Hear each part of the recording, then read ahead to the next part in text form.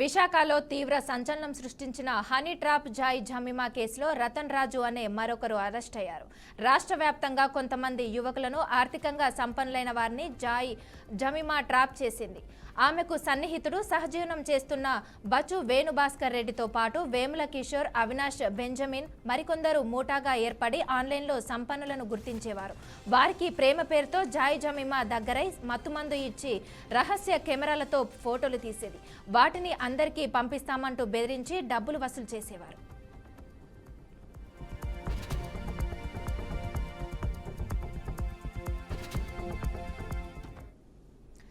ఇక ఇదే అంశంపై మరింత సమాచారం మా ప్రతినిధి నాయుడు అందిస్తారు. నాయుడు, చెప్పండి.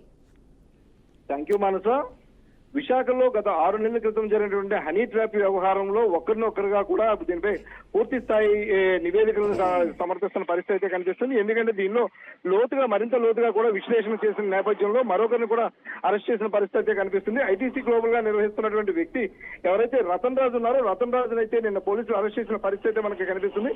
ఇప్పటికే దీనిలో హనీ ట్రాప్ వ్యవహారంలో జాయ్ జమీమాతో పాటు పలువురిని కూడా అరెస్ట్ చేసిన పరిస్థితి అయితే ఉంది. వీళ్ళందరూ కూడా హనీ ట్రాప్ వ్యవహారంలో ఎవరైతే డబ్బున్న వ్యక్తులు కావచ్చు, లేదంటే పెళ్ళైన వాళ్ళని కావచ్చు, యువకులను కూడా వీళ్ళందరినీ టార్గెట్ చేస్తూ వీళ్ళకి మత్తు పదార్థాలను అందిస్తూ వీళ్ళనైతే పూర్తి స్థాయిలో బ్లాక్ మెయిల్ చేస్తూ కూడా వీళ్ళైతే పెద్ద ఎత్తున డబ్బులు సంపాదించారంటూ కూడా ఆరోపణలు ఉన్నాయి. అదేవిధంగా చూసుకున్నట్టయితే కనుక వీళ్ళు మత్తు మందులు ఇచ్చిన నేపథ్యంలో ఎవరైతే వ్యక్తులు దీనివల్ల బాధపడ్డారో వీళ్ళందరూ కూడా శరీరంలో కూడా మార్పులు కూడా సంభవించాయి. శరీరంలో మార్పులు సంభవించడంతో అయితే వాళ్ళకి శరీరంపై పొక్కులు రావడం, అదేవిధంగా అనారోగ్య సమస్యలు కూడా పెద్ద ఎత్తున కూడా వీళ్ళు ఫేస్ చేసిన పరిస్థితి కూడా ఉంది. అయితే దీనికి సంబంధించి పెద్ద ఎత్తున ఆరోపణలు రావడంతో అయితే కనుక వెంటనే కమిషనర్ సంగప్రత బాక్షి దీనిపై పూర్తి విచారణ చేపట్టాలంటూ కూడా పోలీసులు ఆదేశించారు. దీని నేపథ్యంలో ఇటు భీములి పోలీసులు కావచ్చు, ఇటు కంచరపాలెం పోలీసులు, అదేవిధంగా ఎయిర్పోర్ట్ పోలీసులతో పాటు దీనికి స్పెషల్ టీములు 2 టీములను ఏర్పాటు చేయడం జరిగింది. వీళ్ళందరూ కూడా పూర్తి స్థాయిలో దీనిపై విచారణ వేగవంతం చేస్తూ వచ్చారు. ఇప్పటికే గత 6 నెలల కాలంలో కూడా వీళ్ళపై అయితే ఉన్న ఆరోపణలకు సంబంధించి పూర్తి స్థాయి విచారణ చేపట్టగా దీనిలో నార్కోటిక్స్ సంబంధించిన వ్యవహారం కూడా ఉన్నది ఉంది. అదేవిధంగా దీనికి మొత్తం మందులు ఎవరు సరఫరా చేశారు, వీళ్ళు వెనక ఎవరున్నారు, వీళ్ళు సంపాదించిన సొమ్ములంతా కూడా ఎవరి దగ్గర పెట్టారు అన్న దానిపై అయితే మాత్రం విచారణ కొనసాగుతూనే ఉంది. ఈ నేపథ్యంలోనే ఇక్కడ దీనికి సంబంధించి రతన్ రాజును కూడా అరెస్ట్ చేయడంతో అయితే కనుక రతన్ రాజు చేసే వ్యాపారం ఏదైతే బిట్ కాయిన్స్ ఉన్నాయో ఈ బిట్ కాయిన్స్ లో కూడా మార్చారా, లేదంటే ఈ సొమ్మునంతా కూడా ఎక్కడ తరలించారు అన్న దానిపై అయితే ఇంకా విచారణ వేగవంతం చేస్తా పరిస్థితి అయితే ఉంది. ఇందులో ఇంకా ఎవరెవరి పాత్ర ఉంది, ఎంతవరకు ఉందన్నది అయితే మాత్రం విచారణ కొనసాగుతుందంటూ కూడా పోలీసులు చెప్తున్న పరిస్థితి అయితే ఉంది.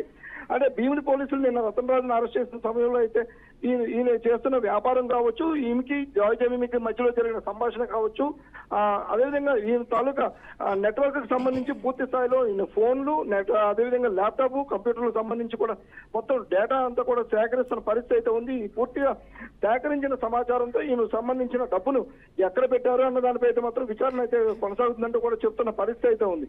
అయితే డబ్బు వ్యవహారంలో అదేవిధంగా వెనక ఎవరున్నారు, పెద్ద మనుషుల పాత్ర ఏమైనా ఉందా అన్న దానిపై కూడా ఆ కోణంలో కూడా వీళ్ళు విచారణ అయితే కొనసాగిస్తున్న పరిస్థితి అయితే మనకు కనిపిస్తుంది. మనస ఓకే, థ్యాంక్ యూ నాయుడు.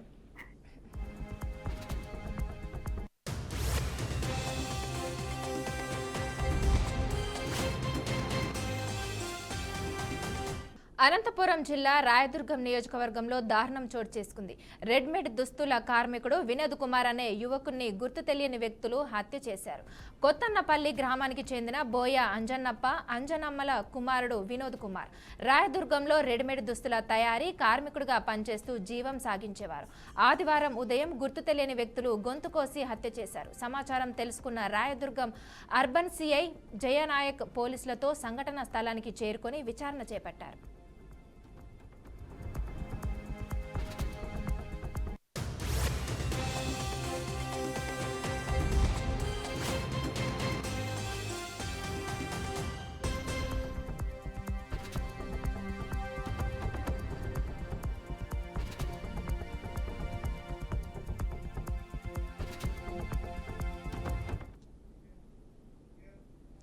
పాకిస్తాన్తో కాల్పుల విరమణ ఒప్పందానికి సంబంధించి తాజాగా భారత ఆర్మీ కీలక ప్రకటన విడుదల చేసింది. ఈ రోజుతో సీజ్ ఫైర్ ముగుస్తుందన్న వార్తలను ఖండించింది. India, Pakistan directorate general of military ఆపరేషన్స్ల మధ్య ఇవాళ ఎలాంటి చర్చలకు ప్లాన్ చేయలేదని తెలిపింది. కాల్పుల విరమణ అవగాహనకు ముగింపు తేదీ లేదని ప్రకటించింది. ఈ నెల 12న ఇరు దేశాల డీజీఎంఓల చర్చల్లో తీసుకుంటున్న నిర్ణయాలే ప్రస్తుతానికి కొనసాగుతాయని ఇండియన్ ఆర్మీ స్పష్టం చేసింది.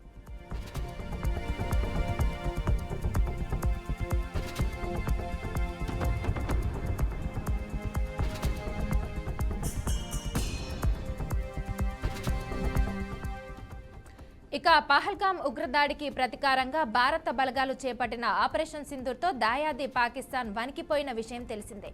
ఎదురు దాడికి ప్రయత్నించినప్పటికీ భారత బలగాల దెబ్బకు తోకముడిచింది. చివరకు ఉద్రిక్తతలు తగ్గించాలని దాయాది దేశం కాళ్ల బేరానికి రావడంతో భారత్ అంగీకరించింది. దాంతో కాల్పుల విరమణ అమల్లోకి వచ్చింది. వీటికి సంబంధించి మే 12న ఇరు దేశాల డీజీఎంఓల స్థాయిలో చేరుకున్న తాత్కాలిక కాల్పుల విరమణ అవగాహనను కొనసాగించేందుకు మొగ్గు చూపినట్లు సంబంధిత వర్గాలు వెల్లడించాయి.